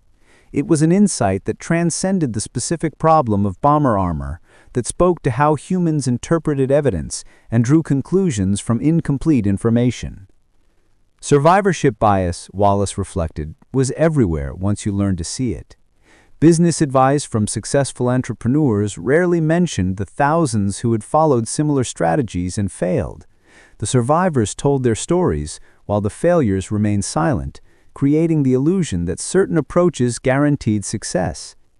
Medical treatment seemed effective based on patients who completed therapy without accounting for those who had dropped out due to side effects or lack of benefit. Investment strategies appeared sound when evaluated only on funds that had survived long enough to be analyzed, ignoring the funds that had failed and been liquidated. The pattern was universal. When your sample consisted only of survivors, analyzing that sample without accounting for selection bias would lead to systematically wrong conclusions. You would see heavy damage to wings and conclude that wings were vulnerable, when actually wing damage was survivable and therefore overrepresented in surviving aircraft. You would see successful businesses following certain practices and conclude those practices caused success, when actually those practices were compatible with survival, while other businesses following the same practices had failed and been excluded from observation. Wald's insight had been to recognize this pattern in the bomber damage data and to infer true vulnerability from what was missing rather than from what was present. But the broader significance lay in understanding that similar patterns existed in almost any situation where observation was limited to survivors, where failure removed observations from the sample, where success was the prerequisite for being studied. The methodology Wald had developed for correcting survivorship bias would influence statistical practice for decades after the war. His sequential analysis techniques would find applications in medical trials, industrial quality control, and scientific experimentation. His work on decision theory would help establish the mathematical foundations for operations research and modern statistical inference. But none of it would capture public imagination the way the bomber armor story would, because the bomber armor story had a narrative clarity that pure mathematics lacked. The counterintuitive solution that saved thousands of lives, the mathematician who saw what everyone else had missed, the triumph of theory over intuition. Abraham Wald never wrote a popular account of the bomber armor analysis, never gave public lectures about survivorship bias, never sought recognition for work that had been classified throughout the war. He returned to academic research after the SRG disbanded, accepting a position at Columbia University, where he continued developing statistical theory with the same methodical thoroughness that had characterized his wartime work. His 1947 book, Sequential Analysis, would become a foundational text, but it made no mention of bomber armor or the military applications that had motivated much of the research. The story survived anyway, passed along through military channels and academic networks, simplified and sometimes embellished, but retaining its essential truth. A mathematician had examined returning bombers riddled with bullet holes and recommended armoring the places with no damage. The military had initially dismissed his advice as backward thinking, but had eventually implemented his recommendations. Loss rates had declined dramatically. Thousands of crew members had survived missions they wouldn't have survived with conventional armor placement. The counterintuitive solution had proven correct. At Wright Field, the engineering team that had initially resisted Wald's recommendations incorporated survivorship bias correction into their standard analytical procedures. Future armor studies would begin by asking not just where damage appeared in returning aircraft, but also where damage was likely to be fatal and therefore absent from the observable sample. The lesson had been learned through operational validation rather than mathematical proof, through loss rates rather than equations, but it had been learned thoroughly. Colonel Hendricks, who had argued most strongly for conventional armor placement, wrote a technical paper after the war documenting the bomber armor study and explicitly acknowledging that the engineering team's initial approach had been flawed by selection bias. The paper became required reading for Air Force engineers, an object lesson in how direct observation could be misleading when the observation mechanism was biased by survival. Hendricks had earned his credibility through operational experience, and his willingness to admit error carried weight that pure mathematical argument might not have achieved. The crews who had flown with the modified armor configurations never knew the full story. Captain Robert Chen completed his 25-mission requirement in September 1943 and returned to the States for training duty. Lucky 13 eventually passed to a new crew who flew it through another 20 missions before it was finally lost over Berlin in March 1944. Master Sergeant Frank DeMarco patched hundreds of aircraft over 2 years of combat operations, counting holes and marveling at how bombers continued flying despite damage that seemed incompatible with continued flight. Neither man knew about Abraham Wald, about the debate his recommendations had generated, or about the mathematical insight that had placed armor where it saved their lives. The legacy of Wald's analysis extended beyond aviation, beyond military applications, into any field where data came only from survivors, and where the missing data told the most important story. Medical researchers learned to account for patients lost to follow-up, recognizing that people who stopped participating in studies might have different outcomes than those who completed the research. Economists learned to adjust for survivorship bias in financial data, understanding that analyzing only surviving companies or successful investments would systematically overestimate returns. Engineers learned to consider failure modes that destroyed the evidence of failure, recognizing that the parts that broke catastrophically wouldn't be present in the sample of failed components available for analysis. The concept became embedded in statistical education, taught through the bomber armor story because the narrative made the abstract principle concrete. Students learned that obvious patterns in data might be artifacts of how the data was collected, that the most important information might be what was missing rather than what was present, and that counterintuitive conclusions sometimes arose from correcting for biases that conventional analysis ignored. Abraham Wald's personal story ended tragically. In 1950, he and his wife were killed in a plane crash in India while traveling to lecture at the Indian Statistical Institute. He was 48 years old, his most productive years still ahead of him, his contributions to statistics and decision theory still evolving. The irony of a mathematician who had saved thousands of airmen dying in an aircraft accident was not lost on those who knew his work, though the crash had nothing to do with armor placement and everything to do with bad weather and difficult terrain. His family had not survived the war he had helped win. His parents and most of his siblings had been murdered in the Holocaust, caught in Romania's collaboration with Nazi Germany, victims of the same regimes whose bombers Wald had helped shoot down through mathematical analysis. He had saved thousands of American lives while being unable to save his own family, had contributed to Allied victory while his personal losses mounted beyond any victory's ability to compensate. The mathematics was pure and abstract, but the context was as human and tragic as any story the war produced. The bomber armor analysis remained his most publicly recognized work, more accessible than his sequential analysis theory, more dramatic than his decision theory contributions, more narrative-ready than his econometric methods. It became the story that explained Abraham Wald to audiences who might never understand his mathematical innovations, but who could grasp the insight that you should armor the places with no damage, because those were the places where damage was fatal. The truth of that insight extended beyond bombers and armor.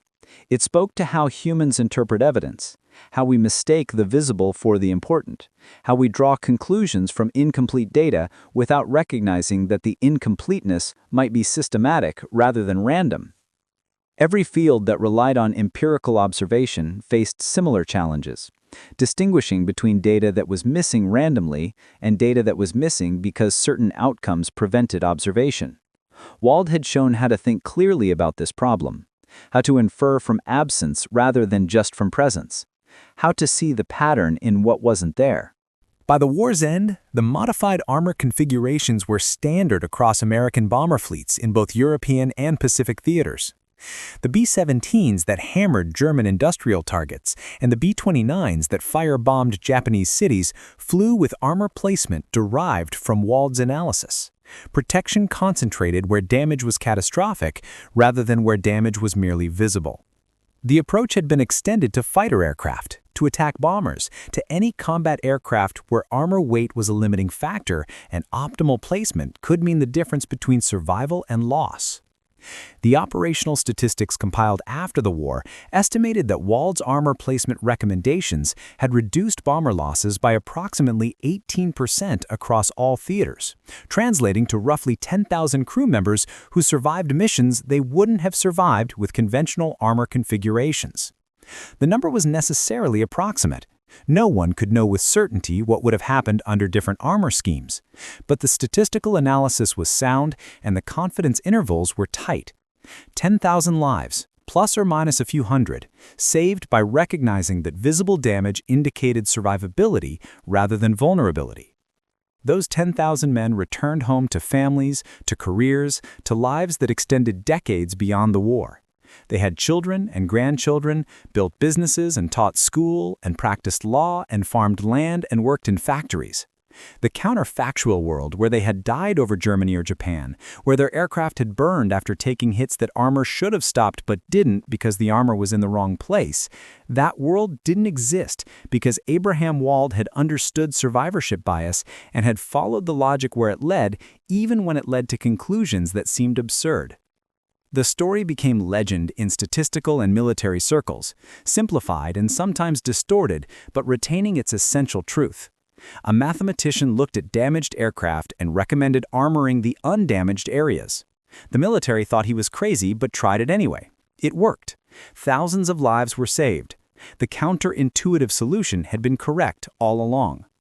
But the deeper lesson was about how we think, how we interpret evidence, how we distinguish between what data tells us directly and what we must infer from what the data doesn't show. Abraham Wald had demonstrated that sometimes the most important information is the information you don't have, that absence can be more informative than presence, and that the obvious answer is sometimes exactly wrong because the question itself is biased by survivorship. That lesson echoed across decades, applied and reapplied in contexts Wald never anticipated. Every researcher who accounted for missing data, every analyst who considered selection bias, every decision-maker who asked what they weren't seeing rather than just analyzing what they could see, all of them were applying the insight that a refugee mathematician had formalized in a 4-page memorandum about bomber armor in 1943. The bombers themselves were mostly scrapped after the war, cut apart for aluminum that would be remelted and reused for peaceful purposes. The battle damage they had carried home, the patterns of holes that had told one story to engineers and another story to a mathematician who understood survivorship bias, those patterns disappeared with the aircraft, preserved only in technical documents and damage diagrams filed in military archives. But the insight survived, passed down through statistical education, embedded in analytical best practices, retold in the story of the mathematician who saved 10,000 lives by understanding that the data you couldn't see mattered more than the data you could see, that the bombers that didn't come home told the most important story, even though their story could only be inferred rather than observed. Abraham Wald had seen past the obvious to recognize a truth that everyone else had missed. Armor the places with no damage because those are the places where damage is fatal. It was a simple insight once articulated, almost trivial in retrospect, but it required the intellectual courage to trust mathematical reasoning over physical intuition, to believe that absence was meaningful, and to follow logic to conclusions that contradicted common sense. That courage, that clarity of thinking, that willingness to be counterintuitive when the mathematics demanded it, those qualities had saved thousands of lives and established principles that would influence how humans reasoned about evidence for generations after the last damaged bomber returned home and the war that had generated the problem passed into history.